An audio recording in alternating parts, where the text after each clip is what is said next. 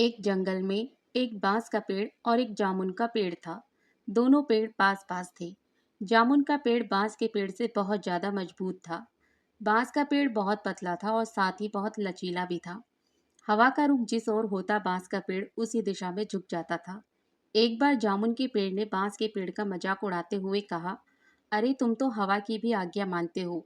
हवा जिस तरफ की हो उसी गति के अनुसार हमेशा हिलते डुलते हो। मेरी तरह शान से सीधे क्यों नहीं खड़े हो पाते हो तुम भी हवा से कह दो कि उसकी आज्ञा का पालन नहीं कर सकते तुम। अपनी शक्ति का परिचय दो हवा को।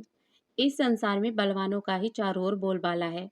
बांस के पेड़ को जामुन की पेड़ की बातें अच्छी नहीं लगी, लेकिन बांस का पेड़ कुछ भी नहीं बोला और चुपचाप खड़ा रहा। ये देखकर जामुन का पेड़ गुस्सा होकर बोला, तुम मेरी बात का उत्तर क्यों नहीं देते।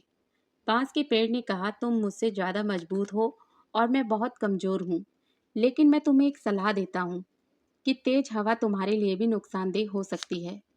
यदि हवा की गति तेज हो तो हमें उसका सम्मान करना चाहिए, वरना कभी कभी पछताना भी पड़ सकता है।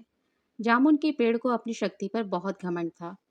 वह बांस के पेड़ से गुस्सा होकर बोला, तेज हवा भी मेरा कुछ नहीं बिगाड़ सकती। मेरी इस बात को हमेशा याद रखना। धीरे धीरे चलती हुई हवा ने बांस के पेड़ और जामुन के पेड़ के बीच होने वाली सभी बातों को सुन लिया। हवा तेज गति से जामुन के पेड़ से टकराकर आगे निकल गई। थोड़ी देर बाद हवा ने अपने अंदर कुछ शक्ति और समेटी और अपने को और भी तेज बना लिया। अब हवा एक तूफान के रूप में बदल गई। उस तेज हवा के टकराने से बांस का पेड़ लगभग पूरा झुक गया। वही हवा अब जामुन के पेड़ से दोबारा जाकर टकरा गई, लेकिन जामुन के पेड़ पर उस तेज हवा का कोई भी असर नहीं हुआ। वह उसी प्रकार सीधा खड़ा रहा। कुछ देर बाद तूफानी हवा ने जामुन के पेड़ की जड़ों पर जोर से प्रहार करके उन्हें कमजोर कर दिया। तूफानी हवाओं को जामुन के पेड़ की शाखाओं ने रोकने की भरपूर कोशिश की, लेकिन तेज हवाओं ने जामुन के पेड़ की शाखाओं को पीछे धकेल दिया। तेज हवाओं के कारण जामुन के पेड़ का संतुलन खो गया और जड़ों ने कमजोर होकर अपना स्थान छोड़ दिया। कुछ ही देर में वह जामुन का पेड़ जमीन पर गिर पड़ा। जामुन के पेड़ को धराशायी देखकर बांस का पेड़ बहुत दुखी हुआ।